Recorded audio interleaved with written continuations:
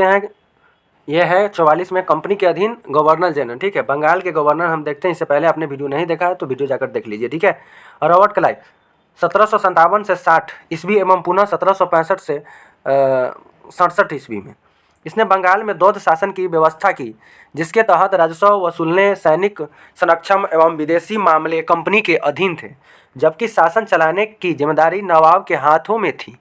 इसके बाद हम आगे देखते हैं, इसने मुगल सम्राट शाह आलम द्वितीय को इलाहाबाद की संधि 1765 ईस्वी के द्वारा कंपनी के संरक्षण में ले लिया। इस संधि के जरिए ईस्ट इंडिया कंपनी को देश की राजधानी और संवैधानिक व्यवस्था में दखल देने का अवसर मिला गया और यही से भारत में ब्रिटिश शासन की नींव पड़ी। रॉबर्ट क्लाइव के ने बंगाल के समस्त क्षेत्र के लिए दो उप दीवान, बंगाल के लिए मोहम्मद राजा खां और बिहार के लिए राजा सिताब राय को नियुक्त किया। अन्य गवर्नर बड़े लास्ट 1767 से 39 ईस्वी में कार्टियर, 1739 से 72 ईस्वी में वारेन हास्टिंग, 1772 से 74 ईस्वी में। इसके बाद हम आगे देखते हैं, कंपनी के अधीन गवर्नर जनरल। ठीक है, रेगुलेटिंग एक्ट 1773 ईस्वी के अनुसार बंगाल के गवर्नर को अब अंग्रेजी क्षेत्रों का गवर्नर जनरल कहा जाने लगा, जिसका कार्यकाल 5 वर्ष का निर्धारित किया गया। मद्रास एवं बम्बई के गवर्नर के इसके अधीन कर दिया गया। इस प्रकार भारत में कंपनियों के अधीन प्रथम गवर्नर जनरल वारेन हास्टिंग 1774 से 85 ईस्वी हुआ। वारेन हास्टिंग 1750 ईस्वी में कंपनी के एक क्लर्क के रूप में कलकत्ता आया था और अपनी कुशलता के कारण कासिम बाजार का अध्यक्ष, बंगाल का गवर्नर एवं कंपनी का गवर्नर जनरल बना। इसके बाद है वारेन हास्टिंग 1774 से 85। इसने राजकीय कोषागार को मुर्शिदाबाद से हटाकर कलकत्ता लाया। 1772 ईस्वी में इसने प्रत्येक जिले में एक फौजदारी और दीवानी अदालतों की स्थापना की। फौजदारी अदालतों सदर निजामत अदालत द्वारा निरीक्षण होती थी। नाजिम द्वारा नियुक्त दरोगा अदालत की अध्यक्षता करता था। दीवानी अदालत में कलेक्टर मुख्य न्यायाधीश। इसके बाद हम आगे देखते हैं, मुख्य न्यायाधीश होता था। जिला फौजदारी अदालत एक भारतीय अधिकारी के अधीन होती थी। इसकी सहायता के लिए एक मुफ्ती और एक काजी होता था। कलेक्टर इस न्यायालय के कार्य की देखभाल करता था। कोलकाता में एक सदर दीवानी अदालत और एक सदर फौजदारी अदालत की स्थापना की गई। सदर दीवानी अदालत में कोलकाता का कौशिक का सभापति और उसी कौशिक का 2 सदस्य रायना और मुख्य कानूनगों की सलाह से न्याय करते थे। सदर फौजदारी अदालत में नायब निजाम, मुख्य काजी, मुफ्ती और 3 मौलवियों की सलाह से न्याय करते थे। जिलों की दीवानी और फौजदारी अदालतों में मुकदमे अंतिम निर्णय के लिए सदर अदालतों में भेज देते जाते थे। दीवानी मुकदमों में जातीय कानून अर्थात हिंदुओं के संबंध में हिंदू कानून और मुसलमानों के लिए मुस्लिम कानून लागू किया जाता था, जबकि फौजदारी मुकदमों में मुस्लिम कानून लागू किया जाता था। इसके बाद हम आगे देखते हैं, 1772 में कोर्ट ऑफ हस्टिंग्स ने द्वैध प्रणाली का समाप्त करने तथा कंपनी का बंगाल, बिहार तथा उड़ीसा प्रांत की शासन व्यवस्था का उत्तरदायित्व संभालने का आदेश दिया। वारेन हास्टिंग ने दोनों उप दीवानों मोहम्मद राजा खां तथा राजा सिताब राय को पद से हटा दिया गया। 1772 में वारेन हास्टिंग ने एक नई भू राजस्व पद्धति लागू की, जिसे जिम्मेदारी प्रथा के नाम से भी जाना जाता है। इस पद्धति को अपनाने का मुख्य उद्देश्य अधिक भू राजस्व वसूल करना था। इसकी मुख्य 2 विशेषताएं थी। इसमें पंचवर्षीय ठेके की व्यवस्था थी और सेकेंड में इसके अंतर्गत उच्चतम बोली जाने वाली को लगान वसूली का अधिकार दिया गया। हास्टिंग ने नवाब की देखभाल के लिए मीर जाफर की विधवा मुन्नी बेगम को उसका संरक्षक नियुक्त किया। 1775 में मुन्नी बेगम को हटाकर मोहम्मद राजा खां को नेतृत्व का संरक्षक नियुक्त किया गया। इसके बाद है 1776 में मनुस्मृति का अंग्रेजी अनुवाद ए कोड ऑफ जेनेटू लॉज के नाम से हुआ। विलियम हॉकिंस ने 1785 में भगवत गीता का अंग्रेजी में अनुवाद किया। 1789 में अभिज्ञान शकुंतलम नामक नाटक का अंग्रेजी में अनुवाद किया गया। हॉस्टिंग ने 1781 ईस्वी में कोलकाता में मुस्लिम शिक्षा का विकास के प्रथम मदरसा स्थापित किया। इसी के समय 1782 ईस्वी में जोनाथन डंकन ने बनारस में संस्कृत विद्यालय की तथा सर विलियम जोन्स ने 1784 ईस्वी में the Asiatic Society of the Bengal की स्थापना की। इसके बाद है नोट में हम देखते हैं 1804 में मुंबई में एशियाटिक सोसाइटी और 1823 में लंदन में Asiatic Society of great Britain की स्थापना हुई। इसने मुगल सम्राट को मिलने वाला 26 लाख रुपए की वार्षिक पेंशन प्रदान बंद करवा दी। इस मुगल सम्राट को मिलने वाला 26 लाख रुपए की वार्षिक पेंशन बंद करवा दी। इसके बाद हम आगे देखते हैं। इसी के समय 1780 में भारत का पहला समाचार पत्र द बंगाल गजट का प्रकाशन हुआ। इसके बाद जेम्स ऑगस्टन हिक्की ने किया था। इसी के समय में रेगुलेटिंग एक्ट के तहत 1774 में कलकत्ता में एक उच्चतम न्यायालय की स्थापना की गई, जिसका अधिकार क्षेत्र कलकत्ता का था। कलकत्ता के बाहर का मुकदमा तभी सुना जाता था जब दोनों पक्ष सहमत हो। इस न्याय में अंग्रेजी कानून लागू होता था। इसका मुख्य न्यायाधीश एलिजा इम्पे था। इसे 1782 में इस्तीफा देना पड़ा। हॉस्टिंग ने बंगाली ब्राह्मण नंद कुमार पर झूठा आरोप लगाकर न्यायालय में फांसी की सजा दिलवा दी थी। इसके बाद प्रथम आंग्ल मराठा युद्ध 1775 से 1782 ईस्वी में, द्वितीय आंग्ल मैसूर युद्ध 1780 से 84 में। इसमें वारेन हेस्टिंग के समय में ही लड़े गए प्रथम आंग्ल मराठा युद्ध सलबाई की संधि 1782 ईस्वी में, एक द्वितीय आंग्ल मैसूर युद्ध मंगलोर की संधि 1784 ईस्वी के द्वारा समाप्त हुए। इसके बाद पिट्स इंडिया एक्ट 1784 ईस्वी में वारेन हेस्टिंग के समय ही पारित हुआ। इसी के काल में 1772 ईस्वी में बोर्ड ऑफ रेवेन्यू की स्थापना हुई। हास्टिंगम ने संपूर्ण लगान के हिसाब की देखभाल के लिए एक भारतीय अधिकार रायन की नियुक्ति की। इस पद को प्राप्त करने वाला पहला भारतीय दुर्लभ राय का पुत्र राजा राजबल्लभ था। पिट्स इंडिया एक्ट 1774 ईस्वी के विरोध में इस्तीफा देकर जब वारेन हेस्टिंग फरवरी 1785 में इंग्लैंड पहुंचा तो बर्क द्वारा उसके ऊपर महाभियोग लगाया गया, परंतु 1795 ईस्वी में इसे आरोपों से मुक्त कर दिया गया। इसके बाद हम नोट में देखते हैं 1786 में हेस्टिंग्स के जाने के पश्चात लगान परिषद का पुनः गठन किया गया और एक नवीन अधिकारी मुख्य सरिस्तादार की नियुक्ति की गई, जिसका कार्य सभी कानूनों के कागजातों की देखभाल करना था। इस पद पर प्रथम नियुक्त जेम्स ग्रांट की हुई। सुरक्षा प्रकोष्ठ की नीति ring fire policy Warren Hastings से संबंधित है। इसके बाद है सर जॉन मैकफर्सन। इसके बाद 1785 से 1786 इसे अस्थाई गवर्नर जेम्स जनरल नियुक्त किया गया था। लॉर्ड कॉर्नवालिस 1786 से 1793 और 1805 ईस्वी में इसके समय में जिले के समस्त नागरिक कलेक्टर के हाथों में दे दिया गए। इसने भारतीय न्यायाधीशों से युक्त जिला फौजदारी अदालतों को समाप्त कर उसके स्थान पर चार भ्रमण करने वाले अदालतों, जिनमें 3 बंगाल की और 1 बिहार की ओर नियुक्त की। कॉर्नवालिस ने 1793 ईस्वी में प्रसिद्ध कॉर्नवालिस कोड का निर्माण करवाया, जो शक्तियों में पृथक्करण सिद्धांत पर आधारित था।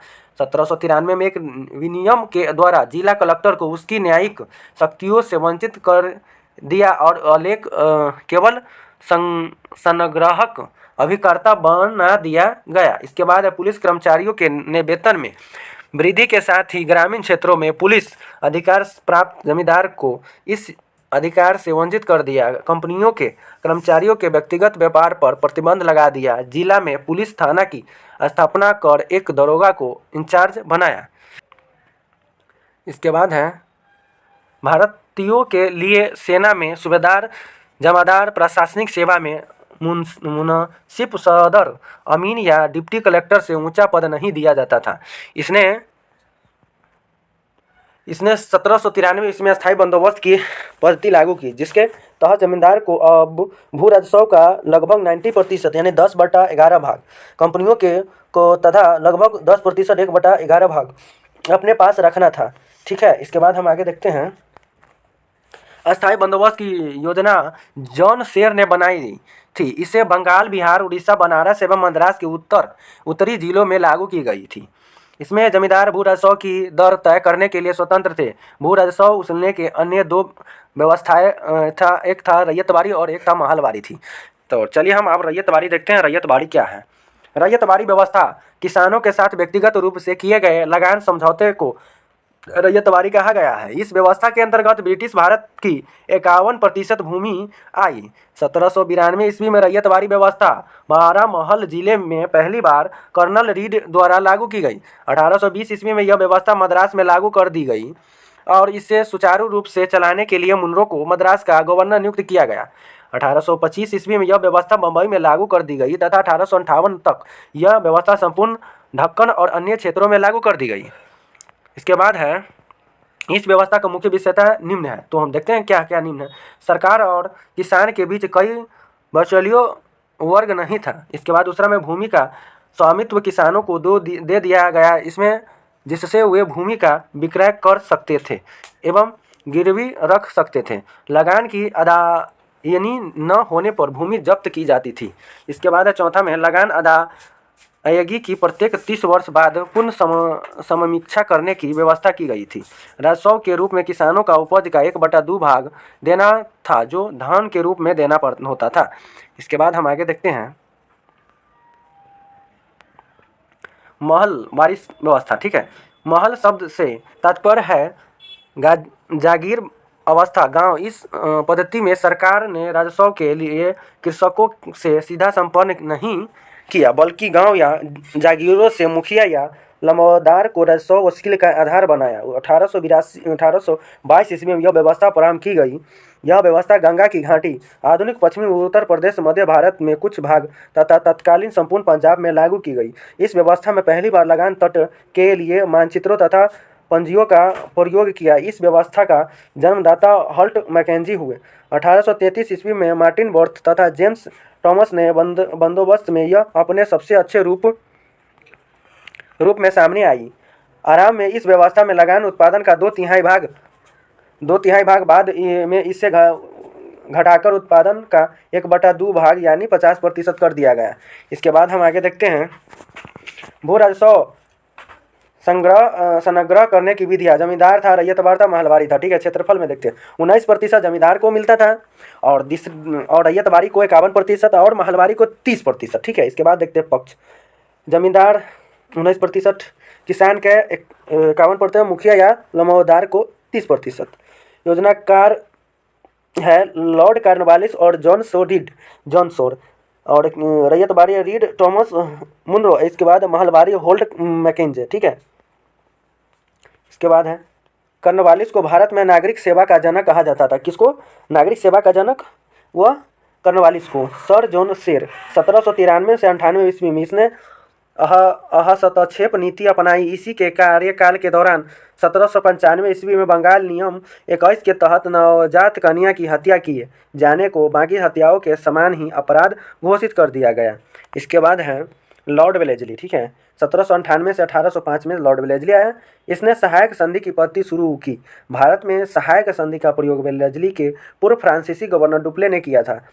सहायक संधि करने वाले राज्य थे हैदराबाद 1798 ईस्वी में, मैसूर 1799 में, तंजौर अक्टूबर जो है ना 1799 ईस्वी में, अवध 1801 ईस्वी में, पेशवा दिसंबर 1802 ईस्वी में, बरार एवं भोंसले दिसंबर 1803 में, सिंधिया 1804 ईस्वी में एवं अन्य सहायक संधि करने वाले राज्य जोधपुर, जयपुर, मछेरी, बूंदी तथा भरतपुर है।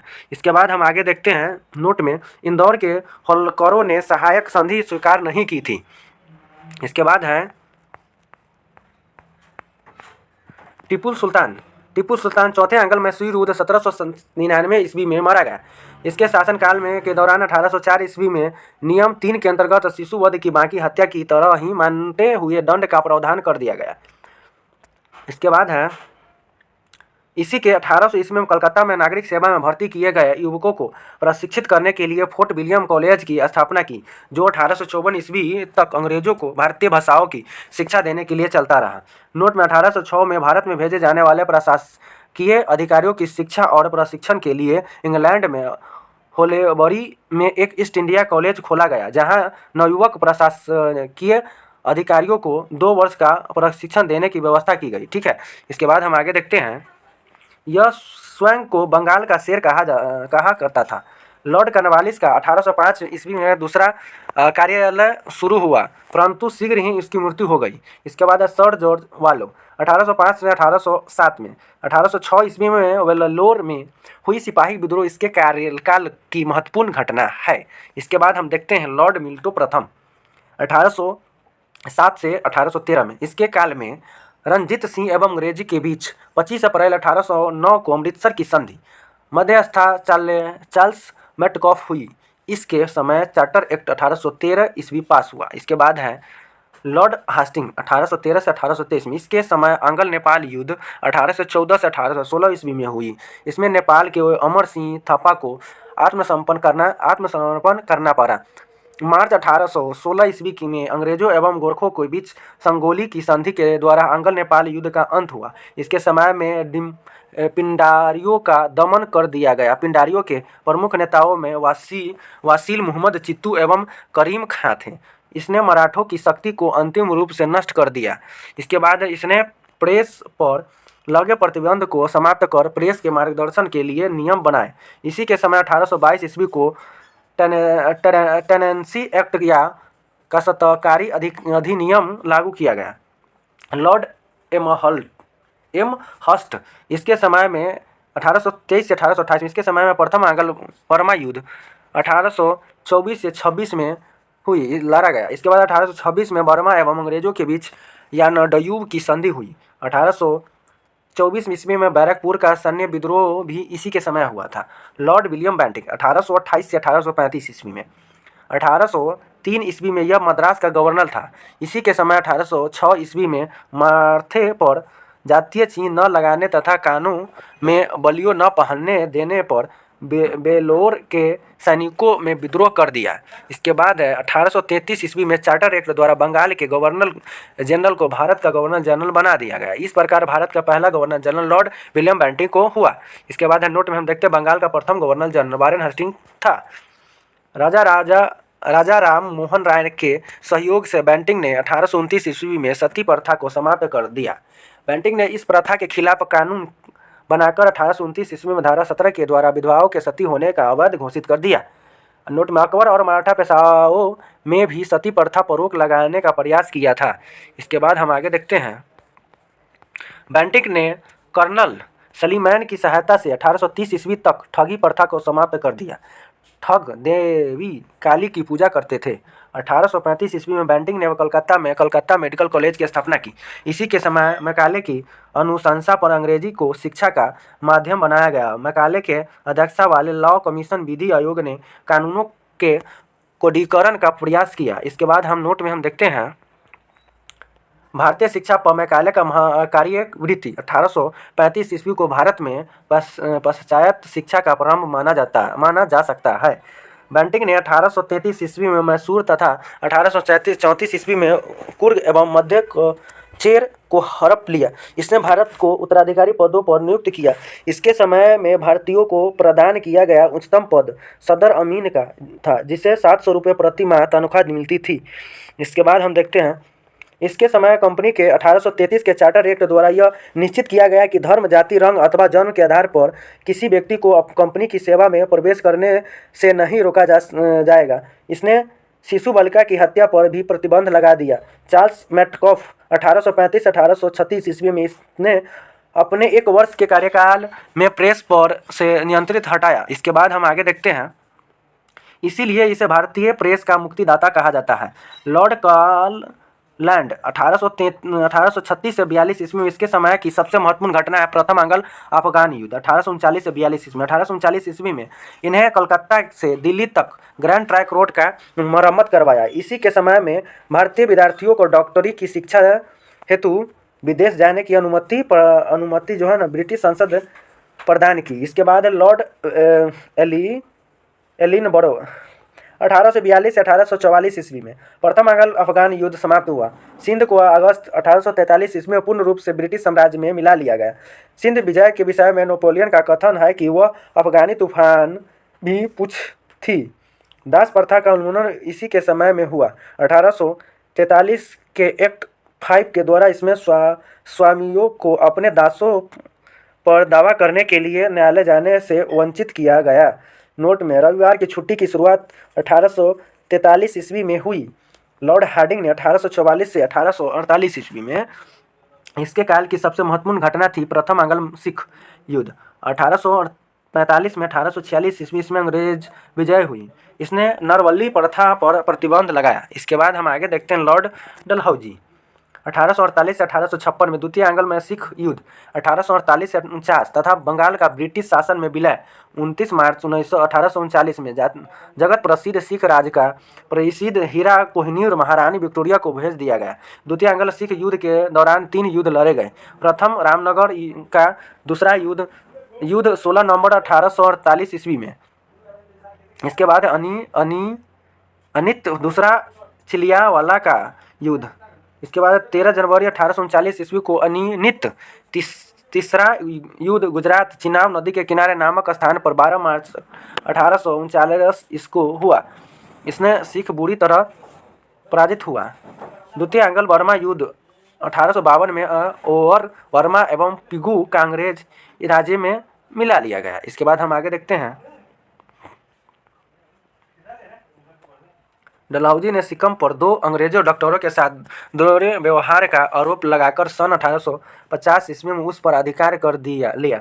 1852 ईस्वी में एक नमाम कमीशन की स्थापना की गई। इसका उद्देश्य भूमिकर रहित जमींदारों का पता करके उन्हें छीनना था। डलहौजी के शासनकाल इसके व्यापक सिद्धांत डॉक्ट्रिन ऑफ लैप्स के कारण अधिक याद किया जाता है। इस नीति के तहत अंग्रेजों साम्राज्य में विलय किए गए राज्य थे प्रथम सतारा 1848 ईस्वी में, जैनपुर बुलंदखंड और संभलपुर उड़ीसा 1839 ईस्वी में, बघाल हिमाचल प्रदेश 1850 ईस्वी में, उदयपुर मध्य प्रदेश 1852 में, झांसी 1853 ईस्वी में, नागपुर 1854 ईस्वी में, 1856 ईस्वी में अवध के कुशासन का आरोप लगाकर अंग्रेजी राज्यों में मिला लिया गया। उस समय अवध का नवाब वाजिद अली शाह था।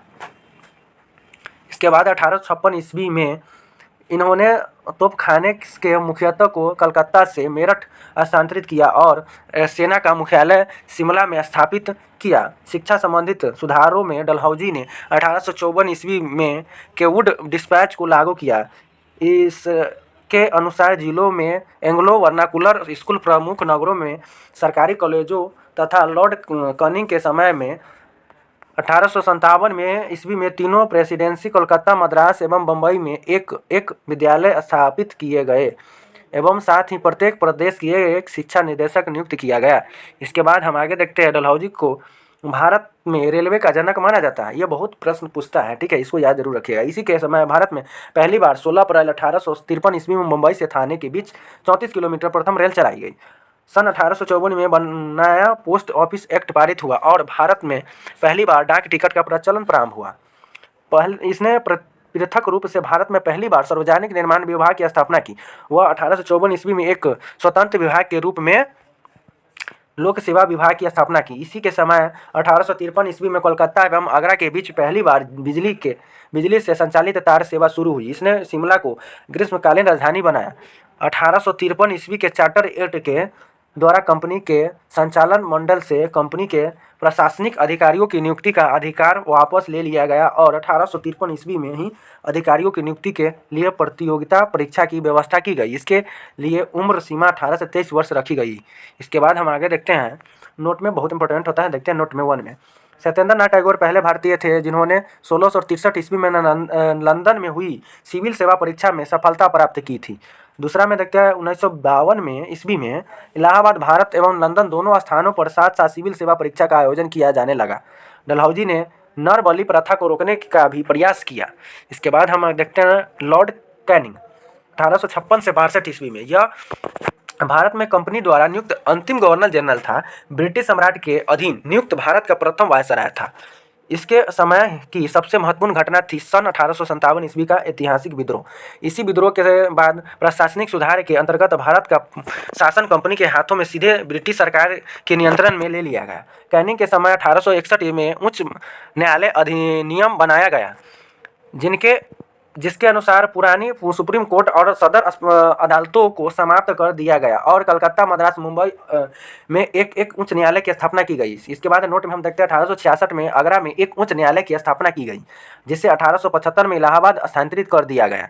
इसके बाद हम आगे देखते हैं कैनिंग के समय में ही 1856 में विधवा पुनर्विवाह अधिनियम स्वतंत्र रूप से लागू हुआ। विधवा पुनर्विवाह अधिनियम के नियम जो है ना 15 यानी कि नियम 15 द्वारा विधवा विवाह को वैध करार देते हुए पैदा होने वाली बच्चों को वैध माना गया। भारत में पहला कानूनी विधवा विवाह कलकत्ता में 7 दिसंबर 1856 ईस्वी को ईश्वरचंद्र विद्यासागर का प्रेरणा और देखरेख में संपन्न हुई। 1856 में पैतृक संपत्ति से संबंधित जो कानून बनाया गया था उसमें के अनुसार यह निश्चित किया गया है कि धर्म परिवर्तन करने पर किसी व्यक्ति को उसकी पैतृक संपत्ति से वंचित नहीं किया जाएगा। 1857 ईस्वी में कैनिंग के समय ही महालेखा परीक्षक पद का सृजन किया गया, जो स्वतंत्रता के बाद नियंत्रण एवं महालेखा परीक्षक कहलाता। भारत सरकार शासन अधिनियम 1858 ईस्वी के तहत मुगल सम्राट के पद को समाप्त कर दिया गया। मैकाले द्वारा प्रारूपित दंड संहिता को 1858 ईस्वी में कानून बना दिया गया तथा 1858 ईस्वी में अपराध विधान संहिता लागू की गई। व्यापकगत सिद्धांत यानी डॉक्ट्रिन ऑफ लैप्स यानी राजविल्य की नीति को समाप्त कर दिया गया। 1861 ईस्वी में इंडियन काउंसिल एक्ट पारित हुआ तथा पोर्टफोलियो प्रणाली लागू की गई। इसके बाद हम आगे देते हैं लॉर्ड एलिगन 1862 से 63 में इसने बवाही आंदोलन का दमन किया। 1863 ईस्वी में धर्मशाला हिमालय प्रदेश में इनकी मृत्यु हो गई। लॉर्ड लॉरेंस 1864 से 1869 में। 1865 ईस्वी में भूटान ने ब्रिटिश साम्राज्य पर आक्रमण किया। अफगानिस्तान के संबंध में इसने हस्तक्षेप की नीति अपनाई, जिसे शानदार निष्क्रियता के नाम से जाना जाता है। इसी के समय में उड़ीसा में सन 1866 ईस्वी में तथा बुंदेलखंड एवं राजपूताना से 1868-69 ईस्वी में भीषण अकाल पड़ा। इसने हेनरी कैम्पबेल के नेतृत्व में एक अकाल आयोजन का गठन किया गया। सन 1865 में इसके द्वारा भारत एवं यूरोप के बीच प्रथम समुद्री टेलीग्राम सेवा शुरू की गई। इसके बाद हम देखते हैं लॉर्ड मेयो 1869 से 1872 ईस्वी में लॉर्ड मेयो ने अजमेर में 1872 में मेयो कॉलेज की स्थापना की। इसने सन 1872 ईस्वी में एक कृषि विभाग की स्थापना की। भारत में अंग्रेजों के समय में प्रथम जनगणना 1872 ईस्वी में लॉर्ड मेयो के काल में ही हुआ। एक अफगान और अली अफरीदी ने 8 फरवरी 1872 ईस्वी में पोर्ट ब्लेयर में चाकू मारकर इसकी हत्या कर दी गई। लॉर्ड नाथबुक्स 1872 से 1876 ईस्वी में इसके समय में बंगाल में भयानक अकाल पड़ा। इसने बड़ौदा के महलहारवाराव गायकवाड़ को भ्रष्टाचार के आरोप में पदच्युत कर मद्रास भेजा दिया। लॉर्ड नॉर्थबुक्स ने यह घोषणा की, मेरा उद्देश्य करों को हटाना तथा अनावश्यक वैधानिक कार्रवाइयों को बंद करना। इसके बाद हम आगे देखते हैं पंजाब का प्रसिद्ध कुप्पा आंदोलन इसी के समय हुआ। इसी के समय में स्वेज नहर खुल जाने से भारत एवं ब्रिटेन के बीच व्यापार में वृद्धि हुई। लॉर्ड लिटन 1876 से 1880 में यह एक प्रसिद्ध उपन्यासकार, निबंध लेखक एवं साहित्यकार था। साहित्यकाश में इसे ओवन मैरिडिस के नाम से भी जाना जाता है। इसके समय में मुंबई, मद्रास, हैदराबाद, पंजाब, मध्य भारत आदि के भयानक अकाल पड़ा था। इसके बाद हम देखते हैं लिटन ने रिचर्ड स्टोची की अध्यक्षता में 1858 में एक अकाल आयोजन की नियुक्ति की। 1 जनवरी 1877 ईस्वी को ब्रिटेन के महारानी विक्टोरिया को कैंसर ए हिंद की उपाधि से सम्मानित करने के लिए दिल्ली दरबार का आयोजन किया गया। मार्च 1878 ईस्वी में लैटिन ने भारतीय समाचार पत्र अधिनियम वर्नाकुलर प्रेस एक्ट पारित कर भारतीय समाचार पत्रों पर कठोर प्रतिबंध लगा दिया। विशेषकर राष्ट्रवादी समाचार पत्रों सोम प्रकाश को प्रतिबंधित करने के लिए इस कानून में प्रावधान तथा कि अगर किसी अखबार में कोई आपत्तिजनक चीज़ छपती है तो सरकार उसकी प्रिंटिंग प्रेस सहित सारी संपत्ति जब्त कर सकती है।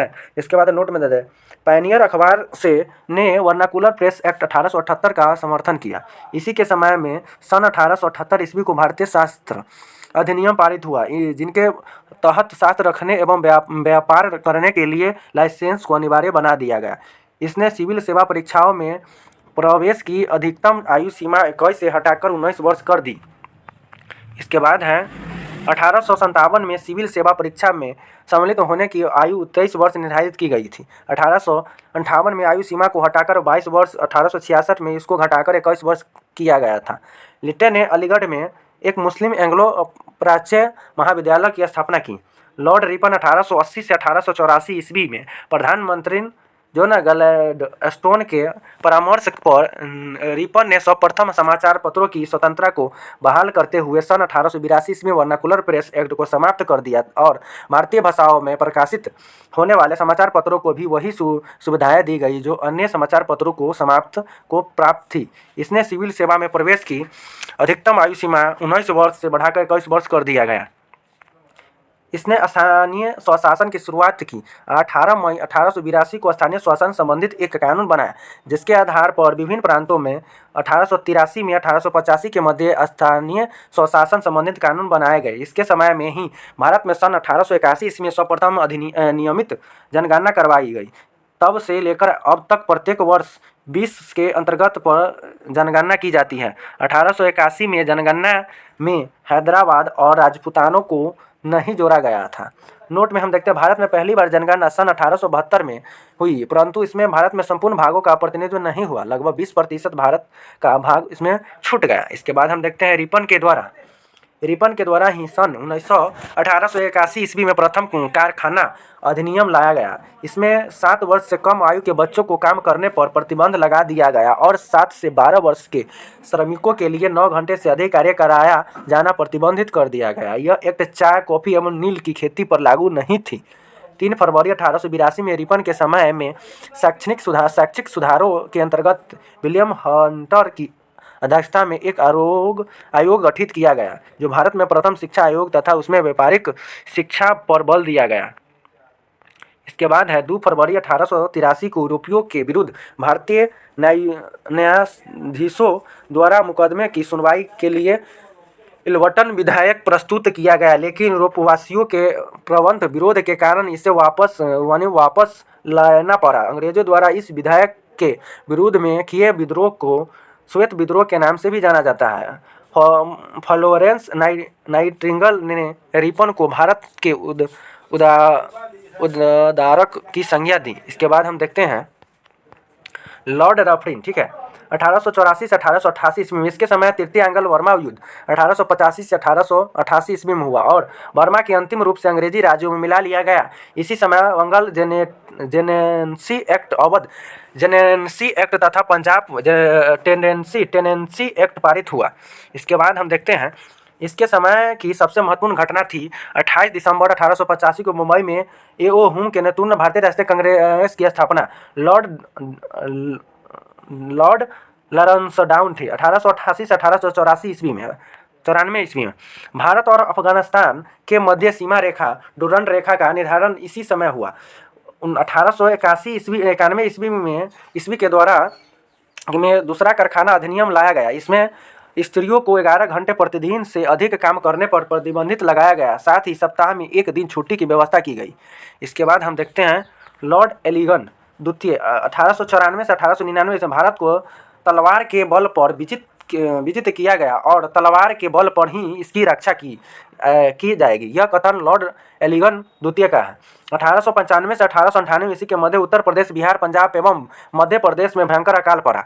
इसके बाद है लॉर्ड कर्जन 1899 से 1805 ईस्वी में। 1899 में कर्जन ने भारतीय डाकन और पत्र मुद्रा अधिनियम पारित कराकर अंग्रेजी स्वर्ण मुद्रा को भारत की कानूनी मुद्रा घोषित कर दिया।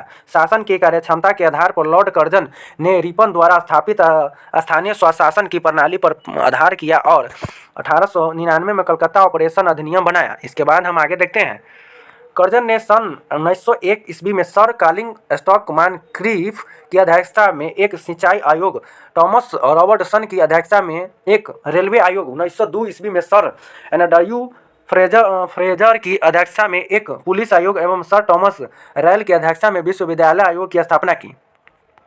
1904 ईस्वी में भारतीय विश्वविद्यालय अधिनियम पास किया गया। इसमें सर एंटनी मैकडॉनल्ड की अध्यक्षता में एक अकाल आयोग का गठन किया है एवं सैन्य अधिकारियों के प्रशिक्षण के लिए क्वेटा में एक कॉलेज की स्थापना किया। प्राचीन स्मारक परीक्षण अधिनियम 1904 ईस्वी के द्वारा कर्जन ने भारत में पहली बार ऐतिहासिक इमारतों की सुरक्षा एवं मरम्मत की ओर ध्यान दिया। इस कार्य के लिए कर्जन ने भारतीय पुरातत्व विभाग की स्थापना की। इसके बाद हम देखते हैं कर्जन के समय 1904 में सहकारी उधार समिति अधिनियम बनाया गया, जिसके द्वारा सहकारी समिति की स्थापना करके किसानों को उचित ब्याज पर रुपया कर्ज देने की व्यवस्था की गई। इसके कृषि बैंक भी खुलवाए। इसने 1901 में कृषि इंस्पेक्टर जनरल की नियुक्ति की। इसके समय 1905 में पूसा में एक कृषि अनुसंधान संस्था खोली गई। इस कर्जन के समय में ही पहली बार प्रत्येक प्रांत स्तर केंद्र स्तर यानी प्रांत और केंद्र स्तर पर एक निर्देशक के अधीन एक पृथक गुप्तचर विभाग की स्थापना की गई। लॉर्ड कर्जन के समय किचनर परीक्षा को सैनिक परीक्षण में शामिल करके सेना की युद्ध क्षमता को बढ़ाया गया। ईसा के कार्यकाल के दौरान कलकत्ता में विक्टोरिया मेमोरियल हॉल का निर्माण हुआ। कर्जन के भारत विरोध कार्य में सर्वाधिक महत्वपूर्ण कार्य था। 1905 में बंगाल का विभाजन 19 जुलाई 1905 को बंगाल विभाजन का निर्णय की घोषणा शिमला में की गई और इसका प्रारूप प्रकाशित किया गया। सितंबर 1905 में उसे सम्राट ने भी स्वीकृति दी। 16 अक्टूबर 1905 को इस बंगाल विभाजन की योजना को लागू किया गया। बंगाल को दो प्रांतों में बांट दिया गया, एक पूर्वी बंगाल और असल प्रांत दूसरा पश्चिमी बंगाल। पूर्वी बंगाल का मुख्यतः ढाका में बनाया गया। पूर्वी बंगाल का ले गवर्नर वलूम फील्ड फुलर को, पश्चिमी बंगाल का ले गवर्नर एनडब्ल्यू फ्रेजर को बनाया गया।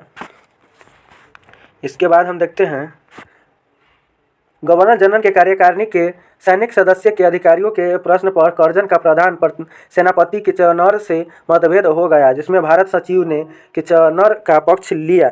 इसके असंतुष्ट होकर अगस्त 1905 में लॉर्ड कर्जन ने त्यागपत्र दे दिया। लॉर्ड मिन्टो द्वितीय 1905 से 1910 ईस्वी में इसके समय में आग खां एवं सलीम उल्लाह खां के द्वारा ढाका में 1906 ईस्वी में मुस्लिम लीग की स्थापना की गई। इसके बाद हम देखते हैं 1907 में कांग्रेस के सूरत अधिवेशन में कांग्रेस का विभाजन हो गया। इसके शासनकाल में 1907 ईस्वी में आंग्ल एवं रूसी प्रतिनिधिमंडलों के बीच बैठक हुई। समाचार पत्र अधिनियम प्रेस एक्ट 1908 पारित। बाल गंगाधर तिलक की राजद्रोह के आरोप में 22 जुलाई 1908 को गिरफ्तारी एवं 6 वर्ष की सजा हुई। इसके बाद गवर्नर जनरल की काउंसिल के सदस्य के रूप में एसपी सिन्हा की नियुक्ति की गई। मुसलमानों के लिए अलग निर्वाचन व्यवस्था मालो मिंटो सुधार अधिनियम 1909 ईस्वी को द्वारा किया गया। इसके बाद है लॉर्ड हार्डिंग द्वितीय 1910 से 1916 में। इसके समय में ब्रिटेन के राजा जॉर्ज पंचम भारत आए। 12 दिसंबर 1911 ईस्वी में दिल्ली के एक भव्य दरबार का आयोजित हुआ। यहाँ पर बंगाल दीवान रद्द करने की घोषणा की गई एवं भारत की राजधानी कोलकाता से दिल्ली स्थानांतरित करने की घोषणा की गई। 1912 ईस्वी में दिल्ली भारत की राजधानी बनी। इसी के समय गोपाल कृष्ण गोखले ने 1910 एवं 1911 ईस्वी में अनिवार्य एवं निःशुल्क प्राथमिक शिक्षा आरंभ करने के लिए इंपीरियल लॉजिस्टिक काउंसिल में विधेयक प्रस्तुत किया। 23 सितंबर 1912 ईस्वी को लॉर्ड हार्डिंग पर दिल्ली में बम फेंका गया। इसके लिए अनुशीलन समिति उत्तरदायी था। हार्डिंग बम कांड दिल्ली षड्यंत्र केस के रूप में प्रसिद्ध है। इसमें 13 व्यक्तियों को अभियुक्त बनाया गया था। इसमें मास्टर अमीरचंद, दीनानाथ भाई, बालमुकुंद, बलराज मैला, बसंत कुमार एवं अवध बिहारी को गिरफ्तार किया गया। इसमें 4 लोगों को फांसी तथा 2 को 7 वर्ष की सजा मिली। दीनानाथ सरकारी गवाह बना था। इसमें मुख्य भूमिका निभाने वाली रास बिहारी बोस जापान भाग गए थे।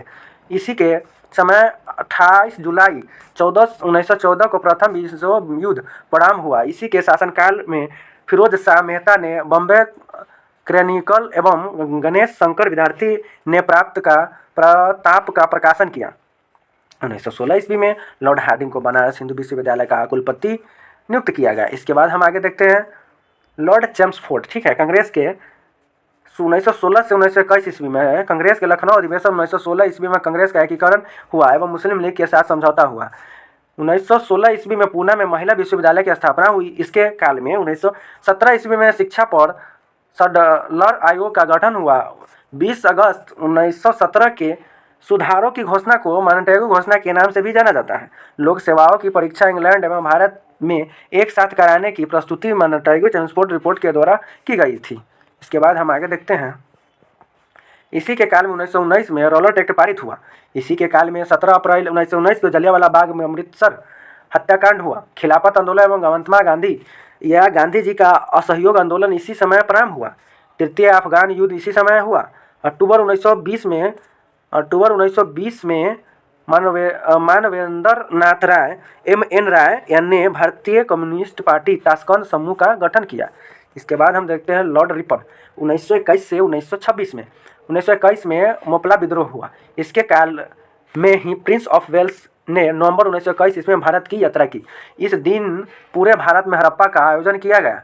फरवरी 5 फरवरी 1922 को घट्टी चौरी चौरा कांड उत्तर प्रदेश के गोरखपुर जिले में के बाद गांधी जी ने अपना असहयोग आंदोलन वापस ले लिया। इलाहाबाद में 1922 में इलाहाबाद सिविल सेवा परीक्षा की शुरुआत हुई। 1922 में विश्व भारती विश्वविद्यालय के कार्य करना प्रारंभ किया। 1923 में चित्तरंजन दास एवं मोतीलाल नेहरू ने इलाहाबाद में कांग्रेस के अंतर्गत स्वराज पार्टी की स्थापना की। 1923 ईस्वी में चुनाव में इस दल को मध्य प्राप्त एवं बंगाल में पूर्ण बहुमत मिला। 1925 में प्रसिद्ध आर्य समाजी राष्ट्रवादी नेता स्वामी श्रद्धानंद की हत्या कर दी गई। इसके बाद है लॉर्ड इरविन 1926 से 31 ईस्वी में 3 फरवरी 1928 ईस्वी में साइमन कमीशन मुंबई पहुंचा। लाला लाजपत राय की मृत्यु के बदले में भारतीय चरमपंथियों द्वारा दिल्ली के असेंबली हॉल में 1929 ईस्वी में बम फेंका गया। लाहौर जेल में जतीन दास ने 29 जुलाई 1929 को भूख हड़ताल शुरू की और भूख हड़ताल में 64 दिन के बाद 23 सितंबर 1929 को उनकी मृत्यु हो गई। भूख हड़ताल के कारण भारतीय एवं अंग्रेज कैदियों के बीच व्यवहार में किया जाने वाला भेदभाव था। 1929 में कांग्रेस के लाहौर अधिवेशन में पुनः स्वराज का लक्ष्य निर्धारित किया गया और 26 जनवरी 1930 को स्वतंत्रता दिवस मानने की घोषणा की गई।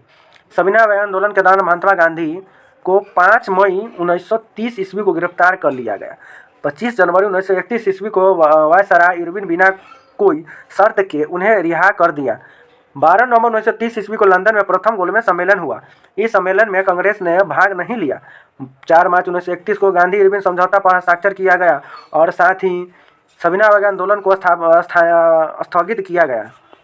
इसके बाद हम देखते हैं नोट में देखते हैं वायसराय भवन वर्तमान में राष्ट्रपति भवन में रहने वाले पहले व्यक्ति लॉर्ड इरविन थे। इस भवन के निर्माण में 17 वर्ष लगे थे। 1931 में इसका उद्घाटन हुआ। इस भवन का वास्तुकार सर एडविन लुटियंस और हर्बर्ट वेकर थे। लॉर्ड वेलिंगटन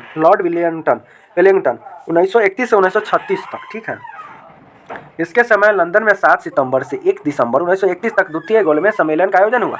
इस सम्मेलन में कांग्रेस ने भी भाग लिया। कांग्रेस का प्रतिनिधित्व गांधी जी ने किया।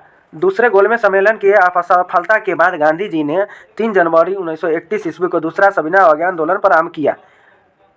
16 अगस्त 1932 में रैमजे मैकडोनाल्ड ने सांप्रदायिक पंचायत को घोषणा की। इसके अनुसार दलितों को हिंदुओं से अलग मानकर उन्हें अलग प्रतिनिधित्व देने का कहा गया और दलित वर्ग के लिए अलग निर्वाचन मंडल का प्रावधान किया गया। इसमें गांधी जी बहुत दुखी हुए और उन्होंने इसे हटाने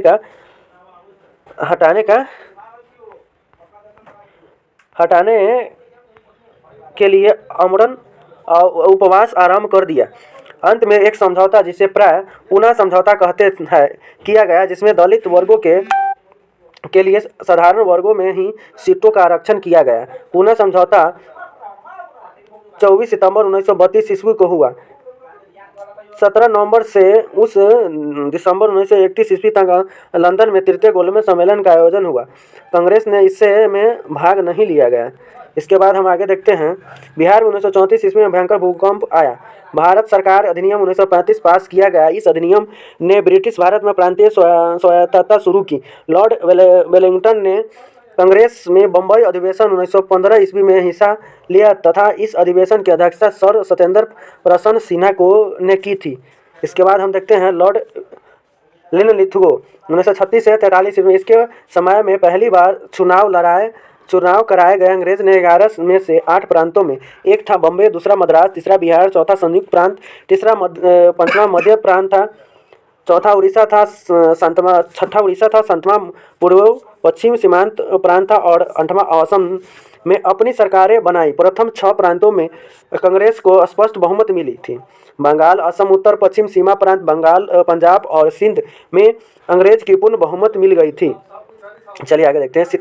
1 सितंबर 1939 ईस्वी को द्वितीय विश्व युद्ध प्रारंभ हुआ। ब्रिटिश सरकार ने बिना भारतीयों से पूछे भारत भी युद्ध में झोंक दिया। कांग्रेस ने इसका विरोध करते हुए नारा दिया, न कोई भाई न कोई पाई, और इसमें अपने द्वारा शामिल प्रांतों के सभी मंत्रिमंडलों से त्यागपत्र दे दिया। 1 मई 1939 में सुभाष चंद्र बोस ने फॉरवर्ड ब्लॉक नामक की एक नई पार्टी बनाई। इसके बाद हम देखते हैं मार्च 1940 ईस्वी लीग के लाहौर अधिवेशन में पहली बार पाकिस्तान की मांग की गई। इस प्रस्ताव का प्रारूप सिकंदर हयात खान ने बनाया था और फजलुल हक ने प्रस्तुत किया था। फलीकुज्जाम ने उसका समर्थन किया था। 8 अगस्त 1940 को अगस्त प्रस्ताव अंग्रेजों के द्वारा लाया गया। मार्च 1942 ईस्वी में क्रिस मिशन भारत आया। कांग्रेस और मुस्लिम लीग दोनों ने क्रिस प्रस्ताव को अस्वीकार कर दिया। पंडित जवाहरलाल नेहरू एवं मौलाना आज़ाद क्रिप्स मिशन के साथ कांग्रेस के आधिकारिक वार्ताकार थे। 9 अगस्त 1942 को कांग्रेस के भारत छोड़ो आंदोलन प्रारंभ किया। भारत छोड़ो आंदोलन को अगस्त क्रांति के नाम से भी जानते हैं। 1943 में ईस्वी में बंगाल में भयंकर अकाल पड़ा। इसके बाद है लॉर्ड वेबल 1944 से 1947 में। वायसराय वेबल ने 25 जून 1945 ईस्वी को शिमला में एक सम्मेलन बुलाया। इस सम्मेलन में कांग्रेस प्रतिनिधिमंडल का नेतृत्व अबुल कलाम आज़ाद ने किया था। गांधी जी ने मुस्लिम में भाग नहीं लिया, यद्यपि वे शिमला में उपस्थित रहे।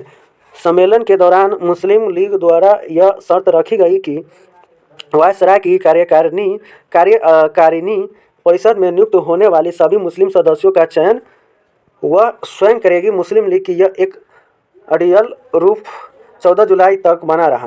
अंततः वेबल 14 जुलाई 1945 को गोलमेज के विफलता की घोषणा की। इसके बाद हम आगे देखते हैं। 1945 में बनी क्लेमेंट एटली की अध्यक्षता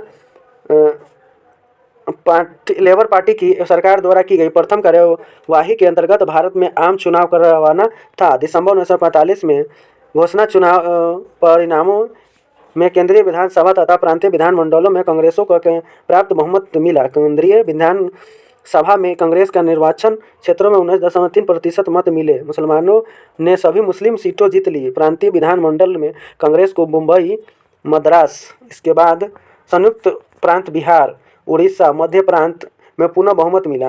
मुस्लिम लीग को बंगाल एवं तथा हिंदू में बहुमत मिला। पंजाब में कांग्रेस, अकालियों और यूनिवर्सिटी पार्टी की साझा सरकार बनी। कैबिनेट मिशन 1946 इसमें भारत आया। इस मिशन के सदस्य थे Stafford Cripps, Patrick Lawrence, A B Alexander. ठीक है। 20 फरवरी 1947 ईस्वी में प्रधानमंत्री Lord Clement Attlee Labour Party ने हाउस ऑफ कॉमन्स में यह घोषणा की कि जून 1948 ईस्वी तक प्रभुसत्ता भारतीयों के हाथों में दे देंगे। इसके बाद है लॉर्ड माउंटबेटन मार्च 1947 में जून 1948 ईस्वी में सत्ता हस्तांतरण के लिए 24 मार्च 1947 ईस्वी को Bharat governor general Lord Mountbatten को बनाया गया। 3 जून 1947 ईस्वी को माउंटबेटन योजना घोषित, इसमें भारत विभाजन शामिल था। 4 जुलाई 1947 ईस्वी को ब्रिटिश संसद में एटली द्वारा भारतीय स्वतंत्रता विधेयक प्रस्तुत किया गया, जिसे 18 जुलाई को स्वीकृति मिली। विधेयक के अनुसार भारत और पाकिस्तान में 2 स्वतंत्र राष्ट्रों की घोषणा की गई। इसके बाद हम देखते हैं 15 अगस्त 1947 ईस्वी को भारत स्वतंत्र हुआ। स्वतंत्र भारत के प्रथम गवर्नर जनरल लॉर्ड माउंटबेटन हुए। नोट में देखते हैं स्वतंत्र भारत के प्रथम एवं अंतिम भारतीय गवर्नर जनरल चक्रवर्ती गोपाल राजाचार्य हुए। राजगोपालचार्य हुए। तो वीडियो को हम यहीं पे समाप्त करते हैं। तब अगला टॉपिक अगला हम वीडियो में देखेंगे। अगर वीडियो अच्छा लगे तो एक प्यारा सा कमेंट, लाइक और चैनल को सब्सक्राइब जरूर कर ले। जब तक के लिए जय हिंद, जय भारत।